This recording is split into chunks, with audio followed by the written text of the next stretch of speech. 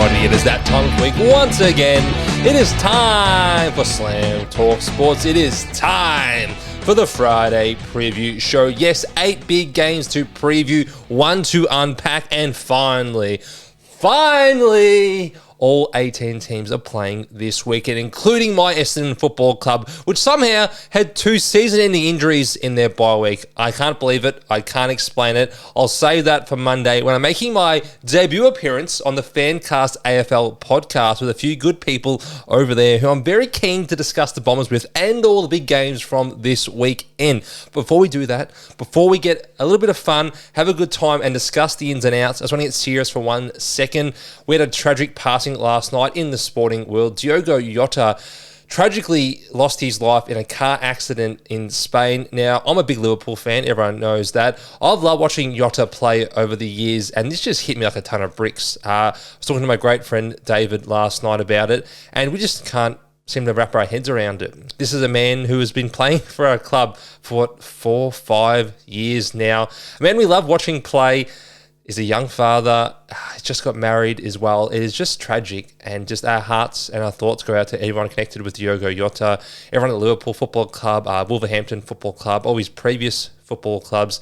It's such a tragic story, and just a really, really important reminder to spend time and cherish your time with the ones you love, because life is so fleeting. It can just all disappear in a moment. So just really thinking about Jota's family, and obviously his lovely wife, now widow, that he's left behind, and his beautiful children. And just to remember, spend time and cherish the moments with the people you love. That's all. Let's get stuck into last night's game. We had the Doggies taking down North Melbourne in what was the big, 100th anniversary clash or 100th birthday for the North Melbourne Football Club. And they were feisty. They were up and about, very frisky early on. I think it was Dennis Pagan's speech in the pre-game. Yes, Dennis did get angry, similar to how he'd rev up a Melbourne Cup or a Derby Day hopeful. He was inspiring to the North Melbourne group, which took the park last night. And all the former legends, you got your Denchi, you got your Duck, you got your Archer, all the greats of the North Melbourne Football Club gathered around to hear this pre-game address from DP Dennis Pagan, arguably their greatest coach of all time, and it was stirring. It helped North have a very good first quarter and a strong first half. What was it? Nick Larkey kicked 4 goals in the first quarter, which give North a bit of life in this game when I thought they would struggle for the majority of the evening, considering their outs. Obviously, Luke Parker out, George Wardlaw out, Charlie Comben still out, among others. They had a lot of big names not playing last night, but they were dogged. They had that shin boner spirit throughout the contest. They lost by about, 40 or so points in the end.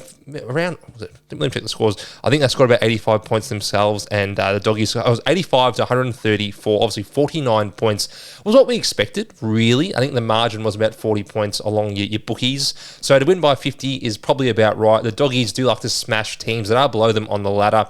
It was, in the end, it was Aaron Norton and it was Marcus Bonham-Pally, which were the big differences in this game. Obviously, Norton kicking 5 goals because, well, Sam Darcy had his lights lowered for the majority of this evening. He had 0 goals in the first half. He kicks 4 late.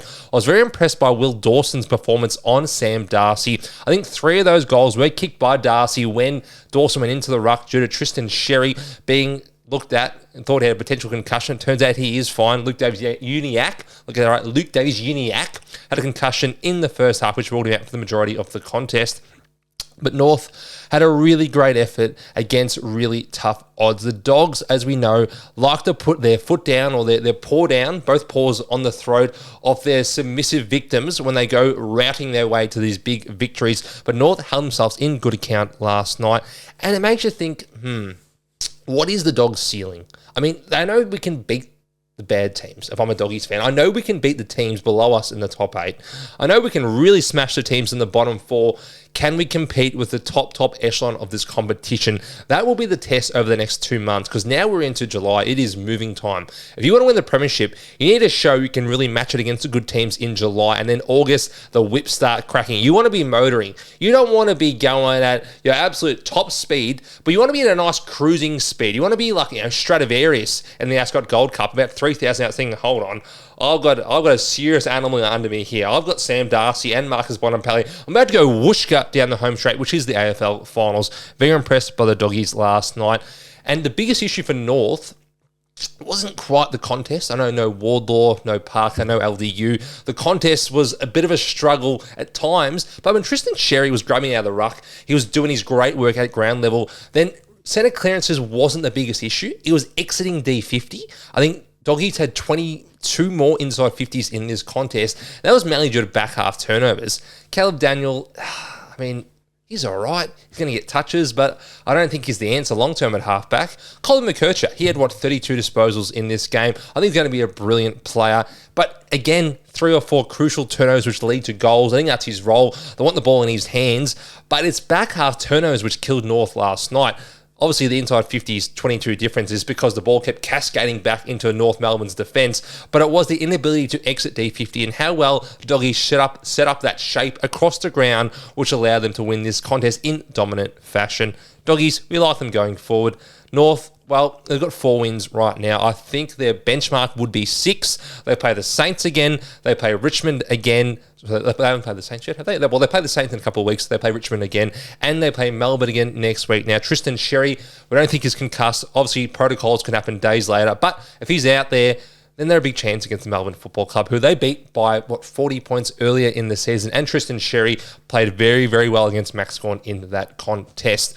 And it would, of course, be remiss for me not to mention Tom Liberatore. Libba's 250th game. How good were the scenes post-game in the rooms with Shane Biggs?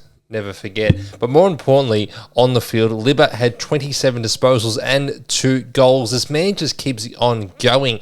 Never been an All-Australian. Similar to like Mike Conley in the NBA. It took him forever to be an All-Star. But one day, Tom Liberatore just has to be an All-Australian. Could it be this year? He's got a small chance. I think he started the year really, really strongly. Probably tapered off the last month or so. But, geez, Libba has been such an industrious midfielder. Probably the metronome of the Doggies midfield for the last decade. He just gets 25 to 30 touches every single week.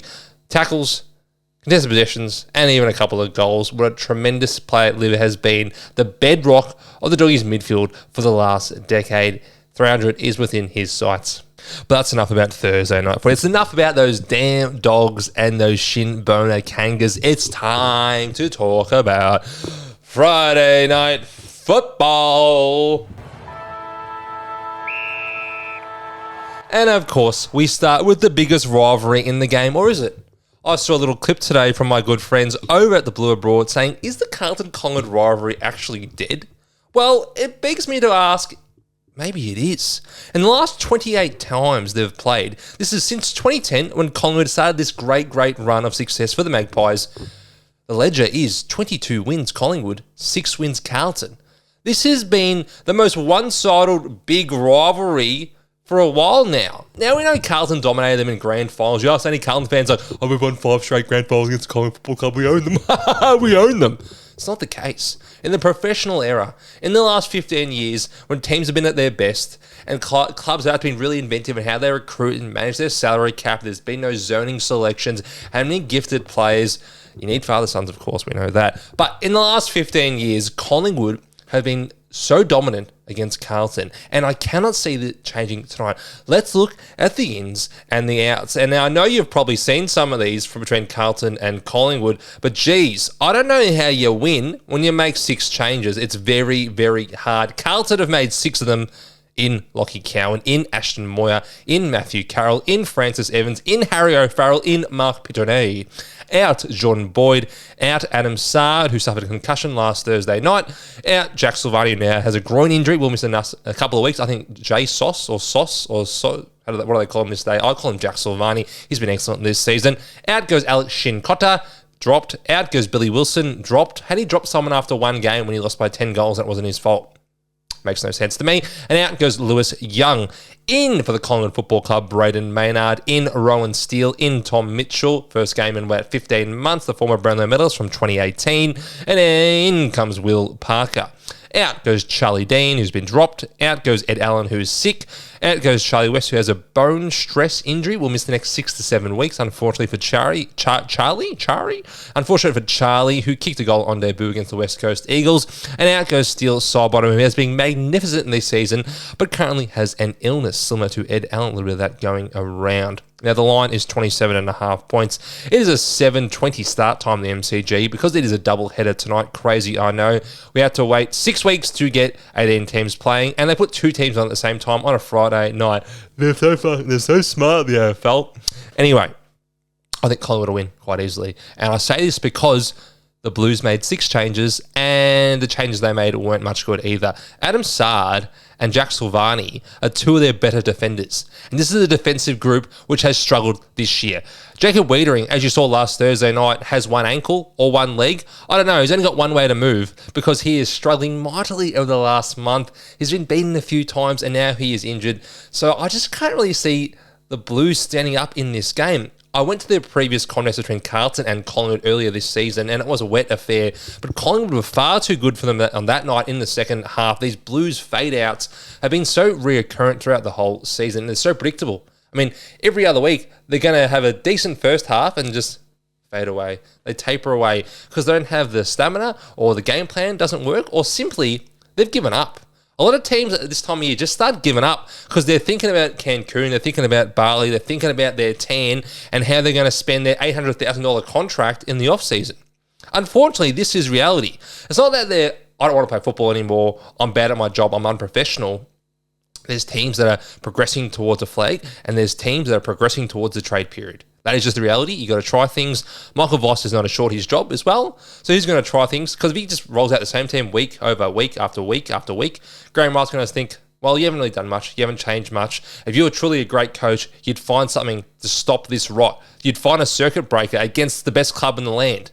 I don't think that's going to happen tonight, ladies and gentlemen. From a betting side of things, Josh Dacos for 25, Scott Penalty for 20, Adam Chera for 20. But to be brutally honest with you, I don't have any great confidence in this game. I could see Collingwood routing them early and then players managed throughout the evening. Alex Shinkotter is not playing, as I mentioned, for Carlton, so Nick Dacos is pretty safe for your bets. I don't think he'll be tagged. George Hewitt had a run-with role against him earlier in the year. Didn't massively curtail his influence. George Hewitt himself has been getting 25 plus disposals pretty much every single week.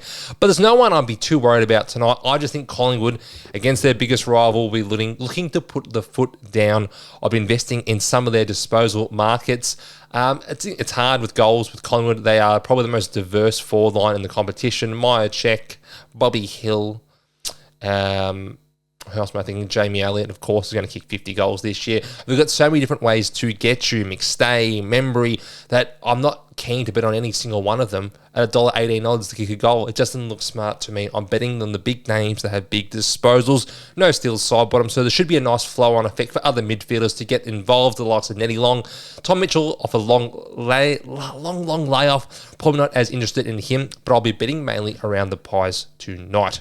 Let's look forward to the other Friday night football game, and it is over in Perth between GWS and the West Coast Eagles. Now, this might be the third, I know definitely second, because we had Good Friday, we had a double header with West Coast playing the night game, even though it was a 6-10 start for us here in Victoria. This might be the third occurrence of a double header.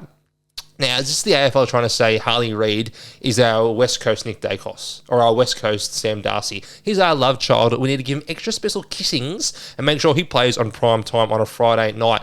Only way I can understand this game, because West Coast and GWS is not a great game, okay? But that's the other option, in case the other game sucks.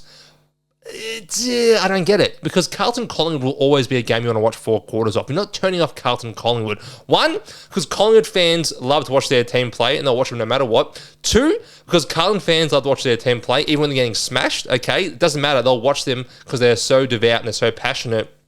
And 3, okay? Everyone else fucking hates these two teams unless you go for them. So there is a macabre fascination to watch another team get smashed, which I think will happen to Carlton tonight. Or the other way, I think, Collingwood, they're fallible. They can be beaten. Let's watch Carlton win them and watch Jesse Motlop kick 8 goals, okay? So to put another game on at the same time makes no sense to me. Now, if this game was 5:60, that's not a time. This game was 5:50 on a Sunday night, you'd still watch it. But putting up against Carlton Collingwood, I don't really get it. Anyway, here are the ins and the outs. For West Coast, we've got the one in. We've got Malachi Champion making his debut. I think he'll also be the sub tonight. And for the GWS Giants, we've got Max Gruzeski, who's been in brilliant VFL form. Saw Scotty Lucas talk about him during the week on Gettable. Obviously, the head of the Phoenix Management Group. He was on the Time On podcast. You can go back and check out that interview if you'd like. And Max Gruzeski is fielding a lot of offers from other clubs. He's been dominant in the VFL this season. Kieran Briggs comes straight in for Nick Madden, who did a good job deputising in the ruck over the last month. And James Leake, yes, the leaky cauldron himself, is finally back after not playing for the last 2 months. Out goes Lockie Whitfield with that concussion, which has lingered. Out goes Jesse Hogan, who kicked 9 goals against the West Coast Eagles early in the year in round 4 at Giant Stadium, now NG Stadium. And out goes Nick Madden, as I just said, who deputised for Kieran Briggs for the last few weeks. The line is a bit fishy. The line's 22.5 points. You might think, well, they beat them by about 80 at NG Stadium. I should go light up on the Giants. Here's why you shouldn't. The Giants have mixed and matched their form all year. Now, they had a great win against the Gold Coast Suns a couple of weeks ago. They've been down Geelong, and they beat Geelong. They've been in the Gabba, and they've been Brisbane at the Gabba. Those against good teams. The Giants are good against good teams. They sometimes falter against your average teams. They've mixed and matched their form all season. Do I think West Coast will win? Hell no. Giants are better. But the line of 23, that's a bit risky. We saw what West Coast did last week against Collingwood. They led by 10 points going into the final quarter. They were up there for the majority of the evening. They stuck around it. They started well, they didn't get blown out the gates. Okay, if the Giants don't blow West Coast out the gates in the first half, I could see them clinging around, getting gutsy. I know it's tough because McGovern's retired. Oscar Allen's injured. Jake Warnerman is injured. But GWS has some injuries themselves. Jesse Hogan is out. Sam Taylor is out. They've got a couple of things to deal with. They're not quite at full strength. I think the Giants will win by about 17, 18 points in my opinion. But West Coast could be gutsy throughout the evening.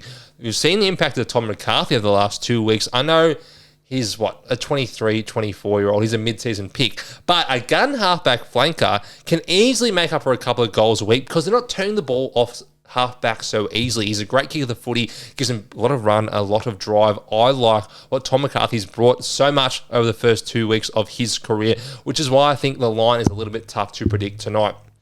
From a betting side of things, well, West Coast have been the worst midfield all year. I know they've got young talent in Harley Reid, Elijah Hewitt, even Brady Hugh, but they get smashed around the ball. Tom Green should have a big one. Finn Callahan should have a big one. And Lockie Ash, who now has a complete monopoly on kick-ins with Lockie Whitfield out, should also have a big one. They're their 3 prime movers, I would say, from the back to midfield for the GWS Giants.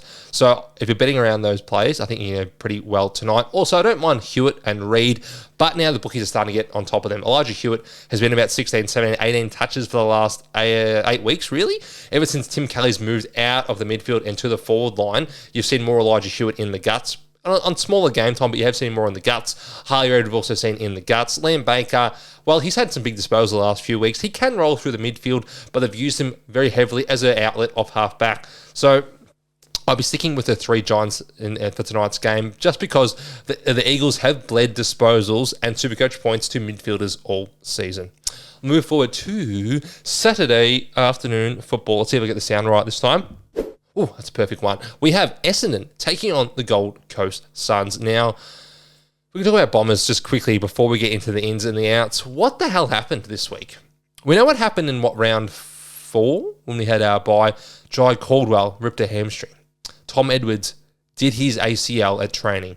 I thought it can't get worse than that. Okay, these players should be out there drinking Mai Tais, or not, maybe should be in a bye week. They should be drinking kombucha, okay, and having, dairy-free lattes. They should just be looking after themselves. Instead, Cole Langford has reoccurred a soft tissue injury. He's out for this season.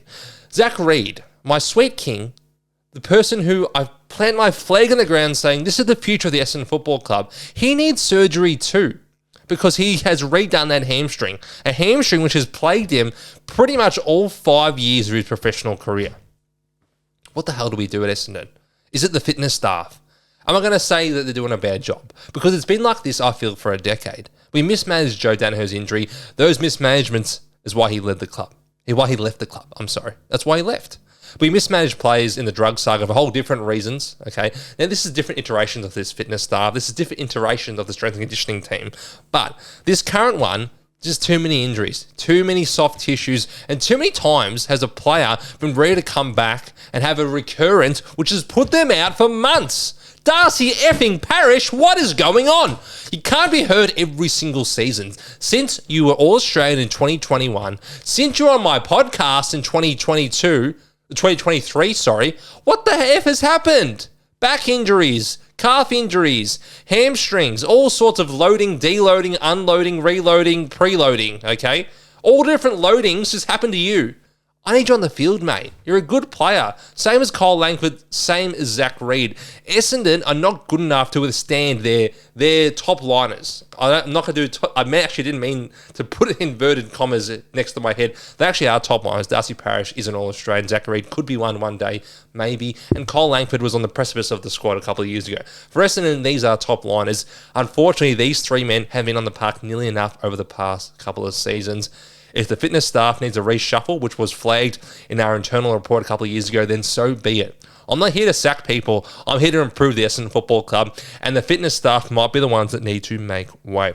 Before we get into the nitty-gritty of who at Essendon is at fault for our 20 years in the wilderness, let's talk about the teams and the ins and the outs. Firstly, for Essendon, we have Jordan Ridley. He's alive. He comes in for the Essendon Football Club. It's been too long without Rids, I feel, this season. Oh, there we go. There's a recording. But yes, Ridley has barely played football over the last couple of seasons, and he's so crucial to what Essendon want to do as a team. Also, in Todd Goldstein, the old gold, and in Sam Durham, who served a 2-week suspension for the bump he laid on Adam Chera on King's birthday eve. Out goes Matt Guelphy, out goes Vigo Vincentini, and out goes Darcy Parish. In for the Gold Coast Suns, we have Oscar Adams, debut game. I'm guessing he is a key defender. And in comes Ned Moyle, their backup ruckman, who will surely get a lot of attention this off-season if he likes the idea of moving, because Jared Witts is out for this game and is getting a little bit long in the tooth. And out goes Sam Collins, who was a late withdrawal today. The line is 21.5 points, Gold Coast favour. Now, a little bit of history between these two teams. Gold Coast have only won against Essendon in Victoria once, ever. And we all know when that was. That was last year when Mac Andrew kicked a goal after the siren and shushed the Essendon faithful, and what was a disastrous loss for Essendon's season. Now, you might say Essendon weren't making finals anyway, but if they had won that game, they would have given themselves a little bit of hope going to the final 2 weeks of the season, considering they'd beaten Fremantle the week beforehand, and what was a great victory for the club, which was driven by Sam Durham and Sam Draper. Okay, Sam Draper we're going to get to a little bit later, but it potentially could be on his way to the Brisbane Lions. Essendon, what do we do? Do we win this game? Are we actually a legitimate chance to win this game, considering our record against the Gold Coast Suns in Melbourne? It's just these outs give you cause for concern. If I get the teams back up, I mean, Lachlan Blackiston, nothing against him, but should you be playing on Jeremy Cameron? Should you be playing against Mac Andrew or Ben King or Jed Walter? It just gives me concern that someone who was playing in the Waffle a month ago is playing on someone who's going to kick 50 goals at some point, or playing on a pick 2 from 2 years ago in Jed Walter. I just don't think we've got the list right now. We don't have enough, I don't have to say troops because this isn't war, but we don't have enough foot soldiers on the park right now. And until that changes, Essendon won't be beating top 8 teams. The Gold Coast Suns, they need to win this game. They really do. If they want to be a top 4 team, they need to win, absolutely. If they want to lock in a top 6 spot in the finals, they absolutely need to win these games as well. Last week, they beat Melbourne in a game they had to win. This week, they should beat Essendon in a game they need to win. I think Noah Anderson and Matt Rowell will have their merry way against Essendon Football Club. 30 touches each, bunch of contested possessions, Ben King getting the ball delivered on his chest, and Benny Long, who for mine is close to the recruit of the year, has been their most consistent forward for the Gold Coast Suns. I could see him having a day out against Essendon, unfortunately. Now, Andy McGrath has now had a goal kicked on him directly this year. Sorry, he hasn't had a mark taken on him directly. He's been a pretty good back pocket for a pick 1. He could potentially have Ben Long at times tomorrow, which would be a bit of a struggle because Ben Long is a great contested mark. But I just can't see why Essendon win unless Merritt and Martin run wild. That's the only way. These two are the prime movers for the Bombers. They need to consistently get the ball on Nate Caddy and Peter Wright's chest throughout the afternoon for Essendon to be any chance, because Gold Coast will come with a flurry at some points, and I don't think we can withstand their attack. Our defence simply isn't good enough. So unless it's a highly powered offensive game with Merritt and Martin and Durham controlling proceedings with their good foot skills, then Essendon have no chance and will be destined for a bottom 6 finish. Let's move forward to Twilight Footy on Saturday, and there is a game, of course, at 4:15. As become quite common this year, I've finally figured out what time games start. Unfortunately, it isn't a good contest. I gotta be honest with you. The line is 59.5 points. It is Geelong taking on the Richmond Football Club down at GMHBA Stadium in Geelong. These are the ins and the outs. In comes George Stevens for his debut game. Tyson Stengel is a late out. He was initially in the teams last night. He has been withdrawn due to personal issues. Hopefully everything's okay with Tyson, one of the truly great small forwards in the competition. And for Richmond, in comes Sam Lawler, Thomas Sims and Morris Rioli. Great to have Sam Lawler back after his hamstring injury, looking absolutely elite in his first couple of weeks in the AFL. Good to have him back in the fold. Unfortunately, he'll be up for a tough test down in Geelong. Out for Richmond goes Steely Green, Tom Lynch, who's having a little bit of vacation after attempting to be Barry Hall, but he's not quite as good, unfortunately. And out goes McKelty Lafau, who's returning from an ACL and has done a little calf injury on the way back. How often do you have these long injury layoffs? Then unfortunately something else goes. Just because you're training one side of your body or you're training another part to build it up, something little goes, a little calf, a little hammy. I don't have any like major lasting injuries. I don't have any like broken arms or broken legs, but I do a calf every other day. That's mainly because my diet consists of donuts and hot chocolates, but that's another matter for another time, okay? The margin is 59.5 points. Who do I see winning? Well, of course I see Geelong winning. Do I think they'll win by 10 goals? Well, the Tigers have been a very good covering team earlier in the year. They'd get belted for like 2.5 quarters, but they'd find a way to fight back late. Even had a couple of wins early in the year. Of course, they beat Gold Coast down at Marvel Stadium, and they beat Carlton very early in the year. But do I see them covering this one?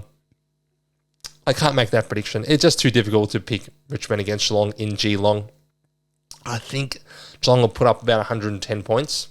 Can Richmond put up 60? Well, that's a question you want to figure out. I think Bally Smith and Max Holmes will both have high 25s, but they could also sit the last quarter because the game could be in hand. So I'm not that keen to bet on anything for this game. It's probably one to walk your dog, watch it, get ready for some good nighttime footy. Well, I've just seen the games, not really. It's probably one to walk your dog, hang out with your girlfriend or your boyfriend or your wife or your husband or whatever you want to do. You can even go down the pub and see your mates and get pissed for the 15th weekend in a row. Whatever you want to, you can do that. I just don't think this is going to be a very enthralling contest. I'll move forward to Saturday night footy, and we have 2 games on Saturday night football. We've got over in Brisbane, we've got the Brisbane Lions taking on the Port Adelaide Football Club. These are your ins and your outs. Darcy Gardner comes back in, and so does Callum Archie. Out goes Bruce Reville. I love Bruce Reville.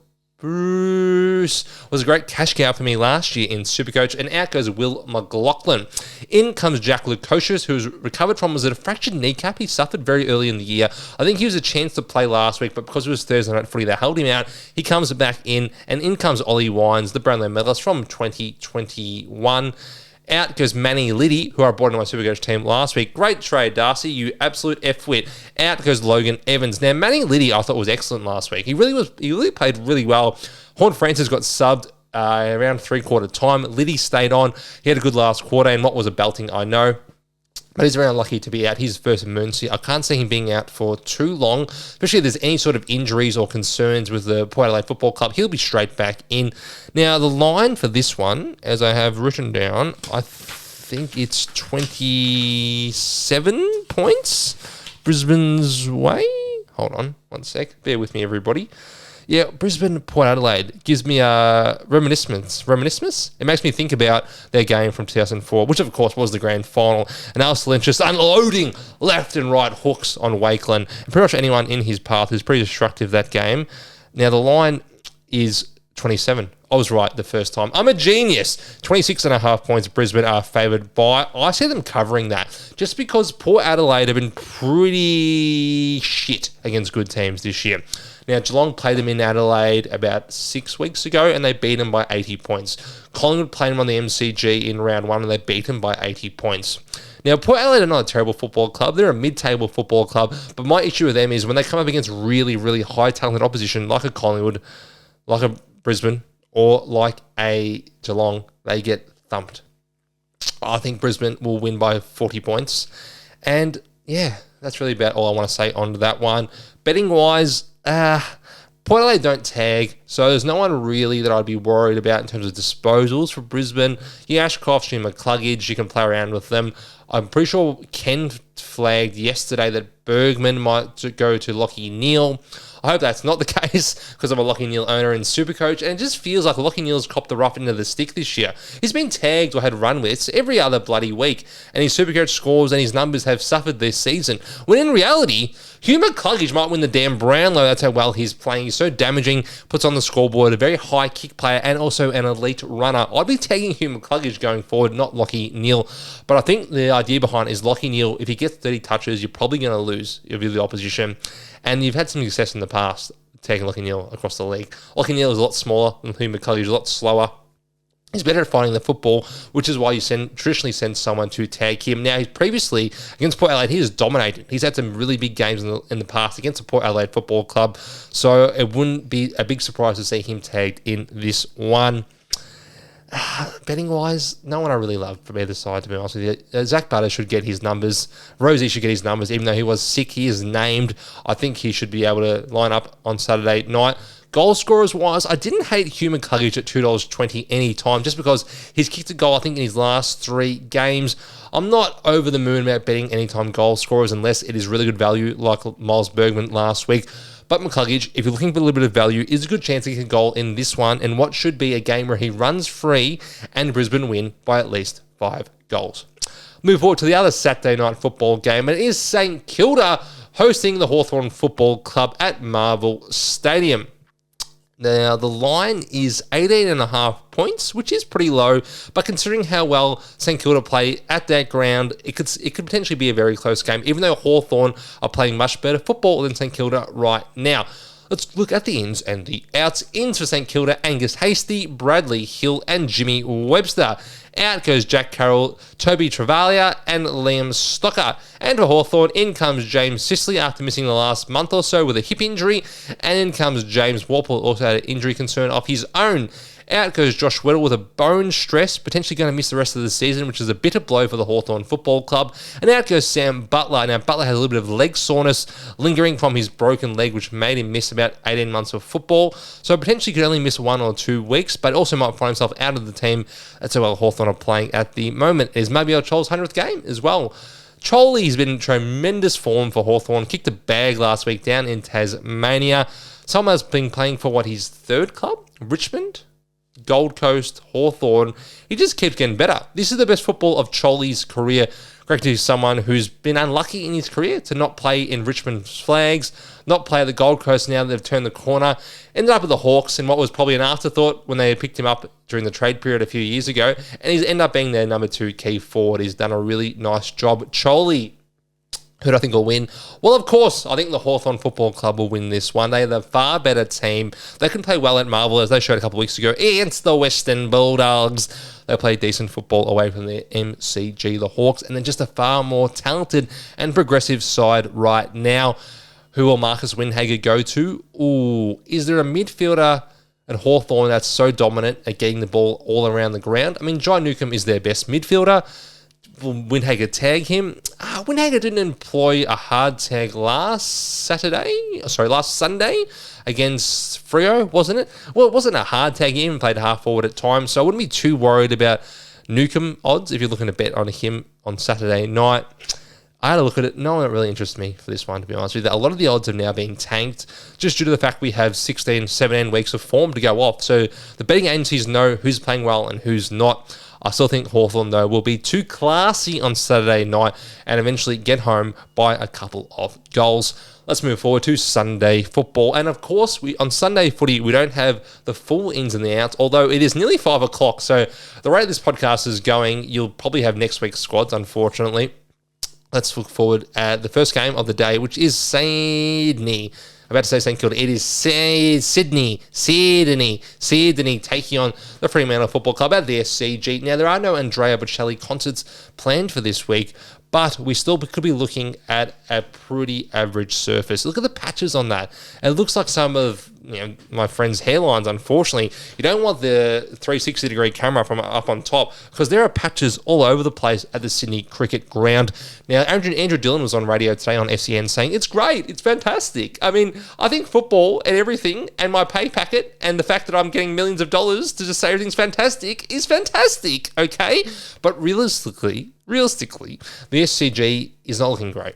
This used to be one of the best surfaces in Australia. I've been to the SCG plenty of times. It is tremendous there, but it looks like it looks like NG Stadium, unfortunately. It looks like the Sydney Showground. It looks like a cow paddock. Hopefully there's no injuries on the weekend. It was a bit of a dangerous surface to play on last Friday night. These are the ins and the outs as far as we have them so far at Friday afternoon. In for Sydney, we have Tom McCartan, we have Joel Amati, we have Joel Hambling, we have Caden Cleary, I'm going with Caden, and Peter Laddams. Out goes Aaron Francis, out goes Dane Rampy. And for Fremantle, Alex Pearce, first game in ages, Jago O'Meara, first game in ages, James Aish and Jeremy Sharp, all drawing the extended squad, and out goes Nat Fyfe. A little bit of an aside here on Nat Fyfe. Fyfe was the sub last weekend. He was warming up to come on and his calf went. He sounds like me, except I play E-grade basketball at MSAC. How can this be the case? This is a professional athlete. This is one of the best players I've ever seen play the sport. This is Nathan fucking Fyfe, okay? Injured at halftime. One of the most impressive physical specimens I've ever laid eyes on. Nathan Fyfe on a football field. He's got muscles on muscles, okay? He's got veins popping out of his eyeballs. It's not because he's just done an 8-ball. It's because he just had 50 contested possessions. That's how good Nathan fucking Fyfe is. But unfortunately, this is the end of the road. Michael Walters retired earlier this week. Sonny Walters, great player, tremendous goal threat, all-Australian, and a crucial part of Fremantle's team, which made the 2013 grand final, where he kicked 2 goals, I'm fairly certain. But yeah, Fyfe and Walters, these extensions they got, these 2-year extensions, they were a bit of a disaster for the Fremantle Football Club. Neither of them are in their best 22. The game, unfortunately, has gone past them, or at least the game has gone past their 32-year-old, 33-year-old bodies. Fyfe can't play again. I love Nathan Fyfe. He's one of my favourite fucking players ever. I've sweared so much on this podcast just because we're running so late and it is Friday, so you can swear on a Friday. But yeah, Fyfe is just a bit past it, unfortunately. His body cannot stand up to the rigours of AFL football anymore. And more importantly, if you're Freo, you just can't pick him. What if it's half-time in a semi-final, Fyfe's your sub, and he's like, I've just done my hammy getting the Gatorades. I've actually just done my Achilles bending over to pick up my dentures. You can't afford it, because then you got no sub, then you're down a player, you got no impact in what is the toughest games of the year. As much as I love Fyfe, I just think this has to be it for him. He would need to have some incredible work in the waffle, or just somehow play and get through a round 23 or 24 game if you'd have any sort of confidence to pick him in a big game. Now, having said all of that, I still like Freo to win this game. I think they've got too much talent and too much quality. Brayshaw, Sarong, Bolton, but most importantly, Luke effing Jackson. Luke Jackson has been close to the best player in the comp the last 6 weeks. Such has been his ruck work, his ability to run around the ground and spread and get the ball in transition, but most importantly, to run hard forward and kick goals. A goal-kicking ruckman is just about the biggest cheat code in the sport. Now, he's a ruckman, but he's just a tall midfielder, realistically. He plays at stoppages as a midfielder. He goes forward and runs hard like a good forward should, and he gets back in the hole and takes contested marks. Just about everything Luke Jackson does is Supercoach gold, and is gold for the Fremantle Football Club, which is why I think they'll just get home in this contest, unless Brodie Grundy produces another one from the gods. Okay, he had a godlike performance last weekend against Tim English on Friday Night Football. It was his best game in probably 5 years, and he's been in really strong form these last couple of weeks, Brodie Grundy. But I think the combination of Darcy and Jackson and their forward line, the big kahuna in Josh Tracy, will be too much for Sydney to handle, and they'll just get home by about a goal or 10 points. I love what Freo have done over the last couple of weeks, and 7 in a row is definitely on the cards. Finally, we've got one more game for round 17, which is a monster bumper round 17. And of course, it is in Adelaide with my Crows. Yes, probably my favourite team to watch right now is the Adelaide Crows when they get hold of a carcass, okay? When they get their teeth, they get all the way into the carcass and they feast. They feast on the Richmond Football Club a week ago. They feast on other teams at Adelaide Oval. They even feast on the Sydney Swans up in Sydney. Oh yes, they had a very bougie dinner that night. Plenty of oat lattes before they got in and feasted on the Sydney Swans carcass. I think that'll be similar on Sunday afternoon at the Adelaide Oval when they take on the Melbourne Football Club. Let's look at the ins and the outs for this game. In for the Adelaide Football Club comes Zach Taylor, Hugh Bond, and Chris Burgess. Chris Burgess and his catchphrase making a return for the Adelaide extended squad. Don't think any of those players will play on Sunday. And for the Melbourne Football Club, in comes Jake Lever, Jack Van Rooyen, Jack Billings, Tom McDonald, and Jed Adams. Out goes Blake Howes and Harrison Petty. Those ins and outs will be with us in about 10 minutes' time. I'll unfortunately be off air, but you can find them out for yourself. The line is, I think it's 28.5 points right now. Now, there's a little bit of rain expected in Adelaide this weekend, which is why that line is so low. Otherwise, I'd be all over that. I just think Adelaide are a different calibre of team to Melbourne.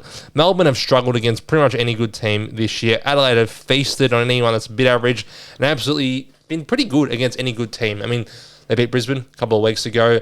They just lost to Hawthorn in Tassie. We think those are both top 6 teams. And when it comes to bottom 6 teams like the Melbourne Football Club, they ruin you. It will be the likes of Rochelle, it'll be Thilthorpe, it'll be Fogarty, it'll be Rankin, and it will be Keys, and of course their fearless captain in Jordan Dawson leading from the front, which will take apart the Melbourne football team. Will it be 28 points? Well, if the rain stays away, it will be 50, okay? If the rain sticks around, it's probably going to be about 23, 25 points. Probably too hard to predict on that one. But I'm a very big fan of what Adelaide have done this season, and I love their talent across the field. They're the number one team from scoring from turnovers. I'm pretty sure them and Collingwood are right up there in the top 2, which is part of that premiership DNA. You need to score well off turnovers and hurt your opposition with your front half to win the flag. You don't have to do it, but by golly, it makes life a lot easier when you punish other teams' errors. Adelaide are very, very strong in that area. Adelaide don't have a bunch of A-grade midfielders. No, they don't. I mean, Matt Crouch has been lost for the last, well, let's say a couple of years, but realistically it's been the last month.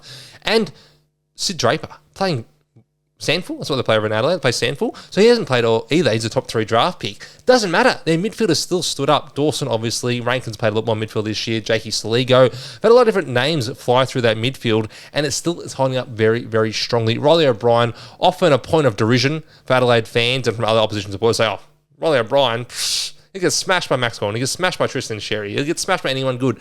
He's been bloody good this year. Kicked a goal on the weekend. Plenty of intercept marks. Well, he just sits in the right spot. So I just think there's no real weakness with Adelaide right now. They're pretty much stacked across the board, which is pretty stunning considering they came third last season. I think they're going to get very, very close to winning the flag this year. But of course, that's to defeat Collingwood at some point, and they're playing with the Adelaide Oval in the second last game of the year. That's going to be probably my must-watch game for the rest of this season. That's it. That's the preview for what is a huge round 17 of AFL action. It should be up on Slam Talk Sports YouTube within a couple of hours. We'll be up on the Spotify, on the podcast by 6 p.m. But until then, enjoy your weekend. Hopefully your team wins, unless our team is Carlton. And if you're a Bombers fan, I'll see you at the footy tomorrow, okay? We're a small chance. Very, very, very small chance, okay? You need a microscope to find it and then have that blown up a million times on a projector, but we're a very small chance. But until then, enjoy your weekend. Love you all. Look after your loved ones. Cherish your time together. I'll see you next week. And I'll also be on AFL Fancast on Monday, potentially coming out Tuesday.